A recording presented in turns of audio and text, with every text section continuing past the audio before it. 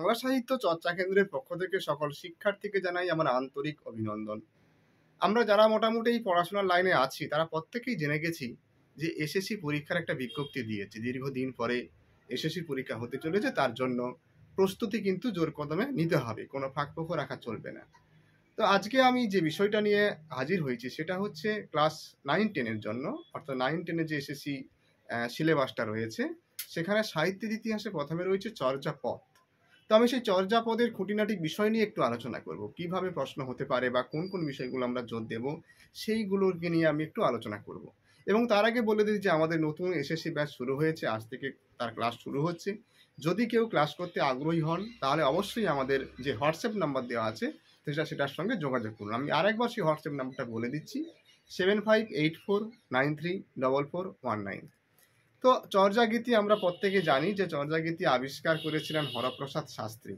হরপ্রসাদ শাস্ত্রী 1907 সালে নেপাল রাজদরবার থেকে এই পুঁথিটা আবিষ্কার করেছিল। এখানে এই আবিষ্কার সম্পর্কে আমার কতগুলো কথা আছে। সেটা হরপ্রসাদ শাস্ত্রী কি হঠাৎ সেখানে গিয়ে আবিষ্কার করলেন? না, তার আগেও কিন্তু এই ধারাটা শুরু হয়েছিল। অর্থাৎ আমরা জানি যে ইংরেজরা যেখানে যায় সেখানে কিন্তু এই ধরনের বিষয়গুলো তারা বেশি খোঁজ খবর রাখে। আমরা বাঙালিরা কিন্তু এই ধরনের বিষয়ে সচেতন নয়। তাই এই যে পুঁথি আবিষ্কারের যে ব্যাপারটা সেখানে কিন্তু ইংরেজরা প্রথমে দৃষ্টি আকর্ষণ করেছিল। প্রথমে আমরা দেখব ব্রেন হডজন, BRIAN ইনি একজন জনৈক ইংরেজ, তিনি নেপাল থেকে তান্ত্রিক বৌদ্ধিক পুঁথি আবিষ্কার করেছিল, 1 নম্বর। তারপরে দ্বিতীয় স্থানে আমরা দেখব যে ইউগিন বার্নফ, স্পেলিংটা হচ্ছে EUGENEBURNOUF, ঠিক আছে। এবং তারপরে যিনি ছিলেন সেটা হচ্ছে ড্যানিয়েল রাইট এবং সিসিল ব্যান্ডেল। আমি স্পেলিংটা বলছি, DANIEL, আর রাইট হচ্ছে WRIGHT, আরেকজন হচ্ছে CECIL আর BENDALL। তো এরা কিন্তু প্রথমে ওই নেপাল থেকে পুঁথি আবিষ্কারের প্রচেষ্টা করেছিল। তাহলে এটা কিন্তু আমরা জানছি হরপ্রসাদ শাস্ত্রীর আগে। এবং হরপ্রসাদ শাস্ত্রীর আগে যিনি বাঙালি, যিনি এই পুঁথি আবিষ্কারগুলো করেছিলেন তার নাম হচ্ছে রাজেন্দ্রলাল মিত্র। রাজেন্দ্রলাল মিত্র 1882 সালে তিনি একটা সমস্ত পুঁথিগুলোকে এই নাম দিয়ে প্রকাশ করেছিল, সংস্কৃত বুদ্ধিস্ট লিটারেচার ইন নেপাল। এটা খুব গুরুত্বপূর্ণ প্রশ্ন হতে পারে, এগুলো আমি এইভাবে আলোচনার মধ্যেই কিন্তু প্রশ্ন উত্তরগুলো বলবো, ঠিক আছে। অর্থাৎ আমরা এখান থেকে কতগুলো জিনিস জানতে পারলাম। এক হচ্ছে হরপ্রসাদ শাস্ত্রী, তিনি কত সালে কোথা থেকে এই পুঁথি আবিষ্কার করেছেন, এটা একটা প্রশ্ন। এবং ইনি হরপ্রসাদ শাস্ত্রী কি নামে এইটাকে প্রকাশ করেছিল?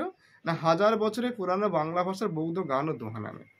তার আবিষ্কার করেছিল 1907, কিন্তু প্রকাশ করেছিল 1916 সালে বঙ্গীয় সাহিত্য পরিষদ থেকে এটা প্রকাশিত হয়েছিল। হরপ্রসাদ শাস্ত্রীর আগে বাঙালি ছিলেন রাজেন্দ্রলাল মিত্র, তিনি এই পুঁথিগুলো সংগ্রহ করেছিল। তার মৃত্যুর পরে হরপ্রসাদ শাস্ত্রীর উপর দায়িত্ব দিয়েছিল, ঠিক আছে। এবং রাজেন্দ্রলাল মিত্রের আগেও কিন্তু ছিলেন আমরা যে সমস্ত ইংরেজদের নাম বললাম তারা। কিন্তু এখানে আর একটা প্রশ্ন সেটা হতে পারে, যেটা হচ্ছে হরপ্রসাদ শাস্ত্রী তিনি কি প্রথম দিন গেলেন আর এই ধরনের পুঁথিটা পেয়ে গেলেন, আবিষ্কার করে দিলেন? এটা তো সঠিক হতে পারে না। ইনি কিন্তু মোট 3 বার গিয়েছিলেন। 3 বারে গিয়ে তিনি অনেকগুলো পুঁথি পেয়েছিলেন, তার মধ্যে কিন্তু চর্যাগীতি ছিল। এই যে আমি বললাম যে 1916 সালে যেটা প্রকাশ করেছিল যে নামে 1000 বছরের পুরানো বাংলা ভাষার বৌদ্ধ গান ও দোহা, এখানে শুধু কিন্তু চর্যাগানের পুঁথি ছিল না। তাই চর্যাগানের পুঁথি ছাড়া তিনি যে সমস্ত পুঁথিগুলো আবিষ্কার করেছিলেন তার একটা তালিকা আমি দেওয়ার চেষ্টা করছি। চর্যাচর্য বিনিশ্চয়, চর্যাগীতি তিনি যে নামে এটা প্রকাশ করেছিলেন তার নাম হচ্ছে চর্যাচর্য বিনিশ্চয়। সর্হপাদের দোহা, অদ্বয় বজ্রের সংস্কৃতে রচিত সহজাম্যায় পঞ্জিকা, কৃষ্ণাচার্যের দোহা, আচার্যপাদের সংস্কৃতে রচিত মেখলা টিকা এবং ডাকার নবের পুঁথি। এই সমস্ত পুঁথিগুলোকে তিনি 1916 সালে বঙ্গীয় সাহিত্য পরিষদ থেকে এই 1000 বছরে পুরানো বাংলা ভাষার বৌদ্ধ গান ও দোহা নামে প্রকাশ করে। এবারে এখান থেকে আমি কতগুলো কথা করবো। এই যে পুঁথিটা, এই পুঁথিটা কিন্তু তাল পাতায় লেখা এবং এই পুঁথিতে তারিখ কিন্তু লাল কালিতে নাগরী হরফে লেখা ছিল, ঠিক আছে। এবারে যেটা বলবো সেটা হচ্ছে নামকরণ। এই পুঁথিকে কে কি নামকরণ করেছিল? না, হরপ্রসাদ শাস্ত্রী যিনি আবিষ্কারক তিনি এই পুঁথির চর্যা গীতির নামকরণ করেছিলেন চর্যাচর্য বিনিশ্চয়। বিদ্যুশেখর শাস্ত্রী যিনি নামকরণ করেছিলেন আশ্চর্য চর্যাচর্য।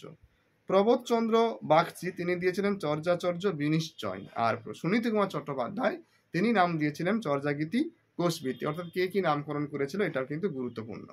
ঠিক আছে, এবং এরপরে আমি চলে যাব ভাষা। এর ভাষা আমরা জানি সন্ধ্যা ভাষা বা সন্ধ্যা বচন। এই সন্ধ্যা ভাষা বা সন্ধ্যা বচনটা কিন্তু নাম দিয়েছিল হরপ্রসাদ শাস্ত্রী। পাঁচকড়ি বন্দ্যোপাধ্যায় যিনি এই চর্যা গানের নাম দিয়েছিল আঞ্চলিক উপভাষা। বিদুশেখর শাস্ত্রী ও প্রবোধচন্দ্র বাগচি নাম দিয়েছিল সন্ধ্যা, মানে দন্তস দন্তনে ধয় জফলা আকার সন্ধ্যা নয়, হবে দন্তসয় দন্তনে ধয় আকার সন্ধ্যা, সম ধা ধাতু থেকে যার উৎপত্তি হয়েছে। এখানে আরো কতগুলি কথা বলে দেবো আমি। সেটা হচ্ছে এই চর্যা যে সাধকদের যে সাধন তত্ত্বের কথা বলেছে, আমরা জানি যে সাধন প্রণালী এবং সাধ্য বস্তু, এই সাধন প্রণালীর কথা বলতে গিয়ে চারটি চক্রের কথা বলেছে। সেই চারটি চক্রের স্থান এবং তাদের অনুভূতির কথাগুলো বলেছে, এগুলো পরীক্ষাতে পড়ে। যেমন প্রথম হচ্ছে নির্মাণ চক্র, যার স্থান হচ্ছে নাভিতে, অনুভূতি হচ্ছে আনন্দ। তারপর হচ্ছে ধর্মচক্র, যার স্থান হৃদয়ে, এখানে পরমানন্দ অনুভূত হয়। আর সম্ভোগ চক্র, যেটা কণ্ঠে, যার স্থান, এখানে বিরমানন্দ অনুভূত হয়। আর সহজ চক্র, যেটা মস্তিষ্কে, এখানে কিন্তু সহজানন্দ অনুভূত হয়। ঠিক আছে, এবারে আমি আরো কতগুলো গান বলবো। সেটা হচ্ছে এই রচনাকাল সম্পর্কে এবং এর কবিদের সম্পর্কে একটুখানি কথা বলবো। ঠিক আছে, রচনাকাল এবং কবি, রচনাকাল সম্পর্কে কে কি বলেছে সেটা একটুখানি বলে নেওয়ার চেষ্টা করব। আমরা দেখব চর্যাগানের কবিদের যে সময়কাল, এটা নিয়ে বিভিন্ন জন বিভিন্ন রকম কথা বলেছে। তো আদি সিদ্ধাচার্য লুইপাদকে যদি ধরা হয়, তাহলে রাহুল সাংকৃত্যায়ন লুইপাদের পরিবর্তে তিনি সরহপাদকে আদি সিদ্ধাচার্য বলতে চেয়েছেন। এই রাহুল সাংকৃত্যায়নের মতে যে লুইপাদ হচ্ছে অপেক্ষিত কনিষ্ঠ সিদ্ধাচার্য, সেই অনুযায়ী সরহপাদ হচ্ছে অষ্টম শতাব্দীর ব্যক্তি।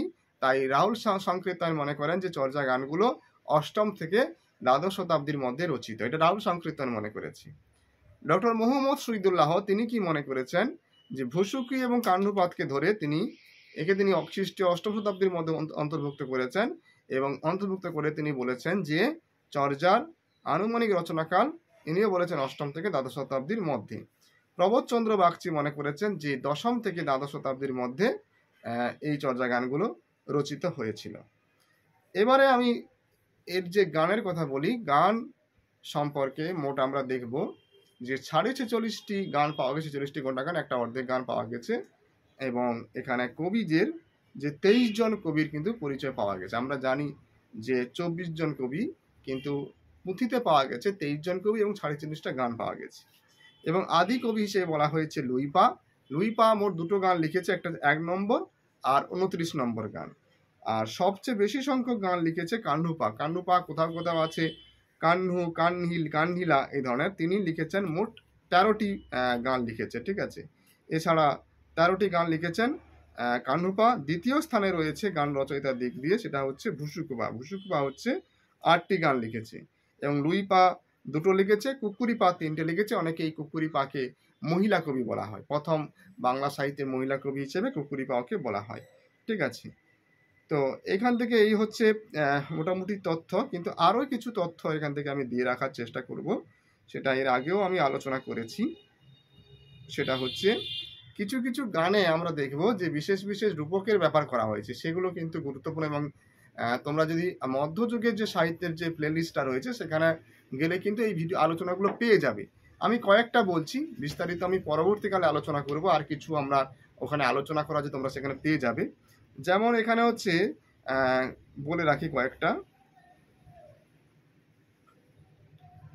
যেমন আমরা দেখব যে 1 নম্বর গানে চঞ্চল চিত্তের কথা বলা হয়েছে।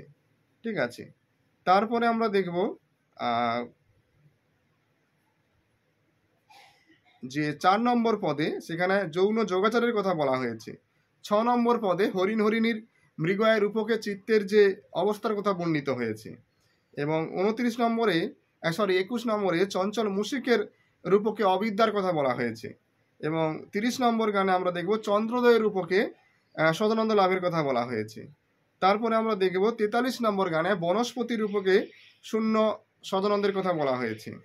তারপরে আমরা দেখব 39 নম্বর গানে যেখানে নৌকা চালনার কথা বলা হয়েছে। 13 নম্বর গানেও কিন্তু নৌযাত্রার কথা বলা হয়েছে।